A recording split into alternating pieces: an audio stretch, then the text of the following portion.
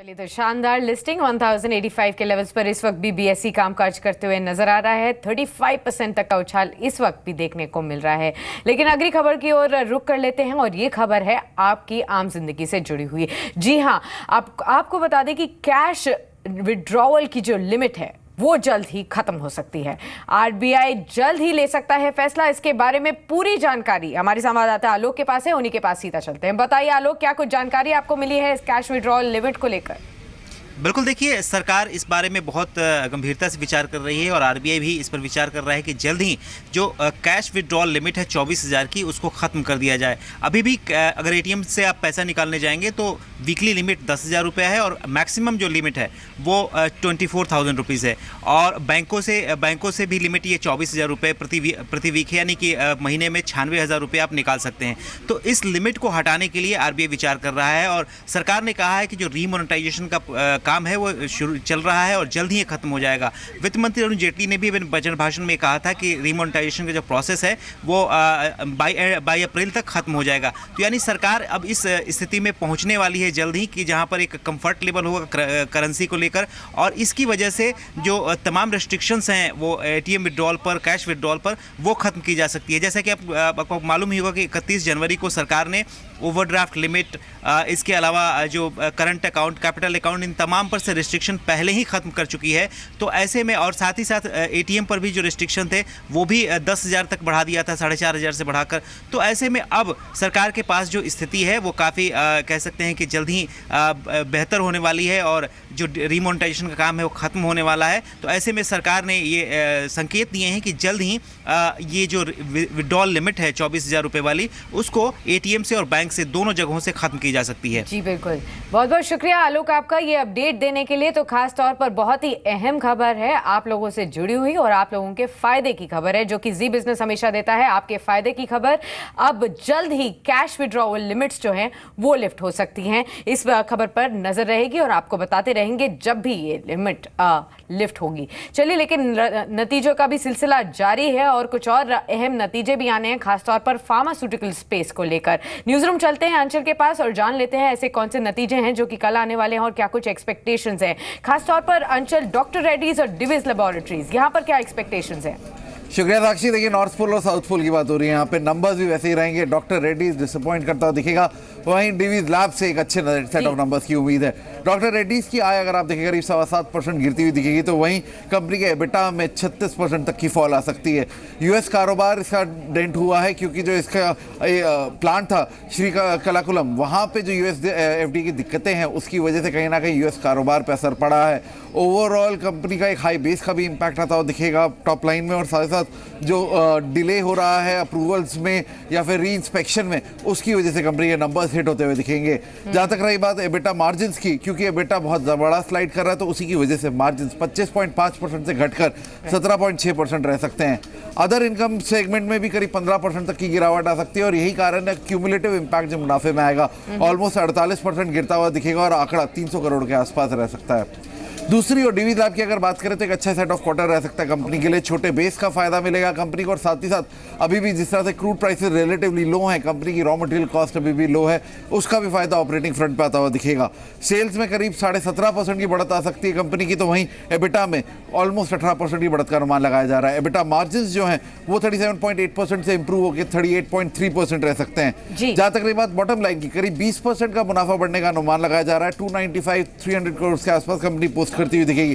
तो दोनों ही कंपनियां 300 करोड़ का मुनाफा पोस्ट कर सकती है, लेकिन एक तरफ डॉक्टर रेड्डीज है, गिरावट रहेगी, नतीजों में डिसअपॉइंटमेंट रहेगी, तो वहीं दूसरी ओर डिवीज लैब है, 300 करोड़ का मुनाफा जरूर होगा लेकिन एक अच्छे सेट ऑफ नंबर्स।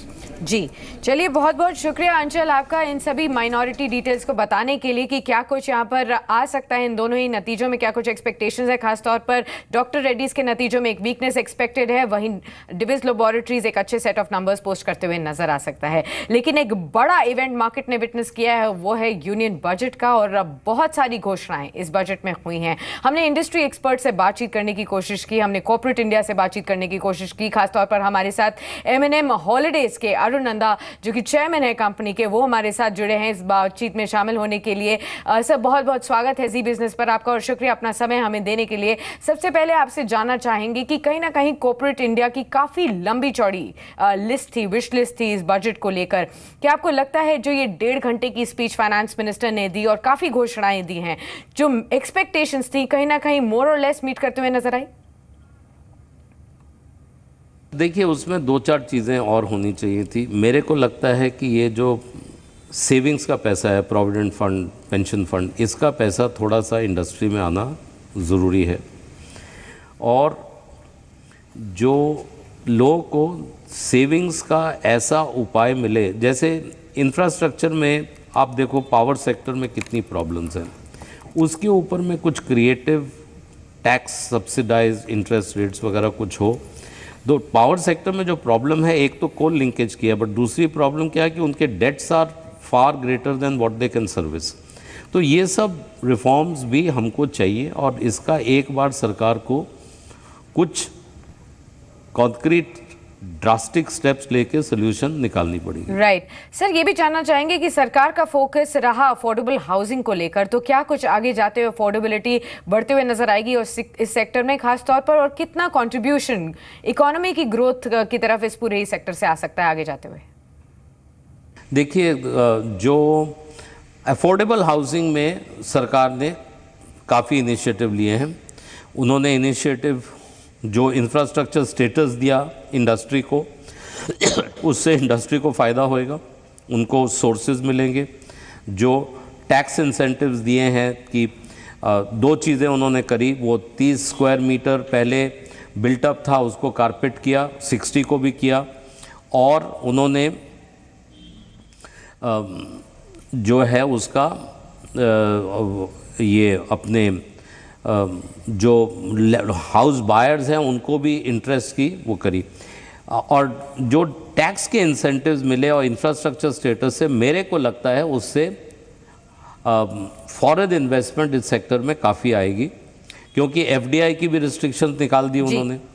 तो मेरे ये जो 1000 स्क्वायर फुट या 900 स्क्वायर फुट बिल्टअप जो कि 60 में कन्वर्ट होता है, वो सेगमेंट में डिमांड सबसे ज्यादा है। सर, साथ ही आपसे ये भी जानना चाहेंगे कि बजट तो ओवर हो चुका और काफी घोषणाएं थी, लेकिन अब बाजार की नजर RBI पर है।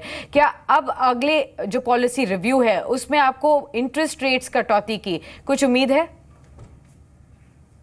देखिए, एक तो डिमोनेटाइजेशन की वजह से डिपॉजिट्स बैंक्स के बढ़े हैं और बोरोइंग ज़्यादा है नहीं, क्योंकि कैपिटल एक्सपेंडिचर अभी तक तो हो नहीं रहा। इन्फ्लेशन रीजनेबली कंट्रोल में है।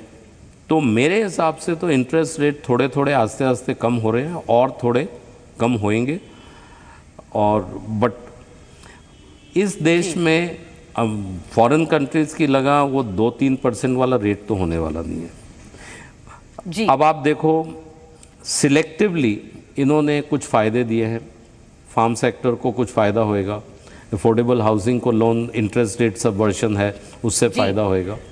और as far as corporates are concern जी, मिस्टर नंदा, बहुत बहुत शुक्रिया आपका हमारे साथ जुड़े रहने के लिए और खास तौर पर बातचीत करने के लिए कि बजट से इंडिया इंक को क्या कुछ मिला है और खास तौर पर बजट के बाद अब क्या दिशा होगी बाजार की लेकर भी। अभी इसी बीच आप देखिए इंटेलेक्ट डिजाइन के नतीजे भी आए हैं और नतीजे यहाँ पर बेहद खराब आए हैं। प्राइमा फेसी अगर आप देखेंगे मुनाफे से घाटे में आई है कंपनी और रेवेन्यू फ्रंट पर भी एक पिछले साल से डिप देखने को मिल रहा है। 124 करोड़ तक के रेवेन्यूज क्लॉक इन किए हैं। दिन के निचले स्तरों पर इंटेलेक्ट डिजाइन अब 6.25% की वीकनेस के साथ कामकाज कर रहा है। लेकिन चलिए अब बात कर लेते हैं कुछ बेहतरीन न्यूज की टेक्नोलॉजी स्पेस से।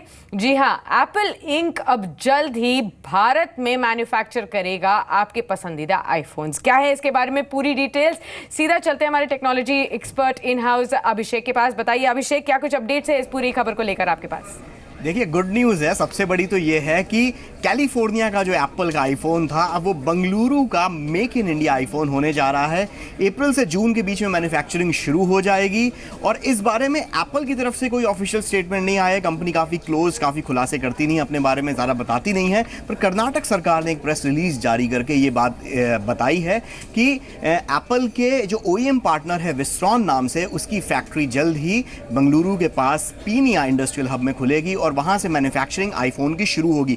और मोटा मोटा जो असर जो आम कंज्यूमर की लाइफ पर पड़ेगा वो ये पड़ेगा कि अभी जो आईफोन 50-60 हज़ार रुपए या जितने का भी बिकता था, उसमें कम से कम 15-20 हज़ार रुपए की कटौती हो सकती है, क्योंकि यूएस के प्राइस और इंडिया के प्राइस में ड्यू टू इंपोर्ट ड्यूटी और काफ़ी कुछ रीजंस जो एडिशनल टैक्सेस लगते थे इंपोर्ट करने में आईफोन पे, तो इस कारण से क्योंकि आईफोन अब मेक इन इंडिया होगा तो उसके ऊपर दामों में कटौती आएगी, ज़्यादा अफोर्डेबल हो जाएगा और जो जॉब क्रिएशन होगा इंडिया के अंदर मेक इन इंडिया के तहत, वो तो एक गुड न्यूज़ है। बिल्कुल, बहुत बहुत शुक्रिया अभिषेक आपका इस पूरी खबर बताने के लिए। काफी इंटरेस्टिंग खबर है। यहाँ पर देखा जाए तो अब जल्द ही सस्ते आईफोन्स हो सकता है भारत में मिलने लग जाएं और जल्द ही आईफोन्स की मैन्युफैक्चरिंग बेंगलुरु के पास एक नई फैक्ट्री में होते हुए नजर आए। ऑफिशियल इंस्ट्रूमेंट यहाँ पर इंफॉर्मेशन नहीं मिली है, लेकिन फिर भी आपके लिए काफी काम की बात है।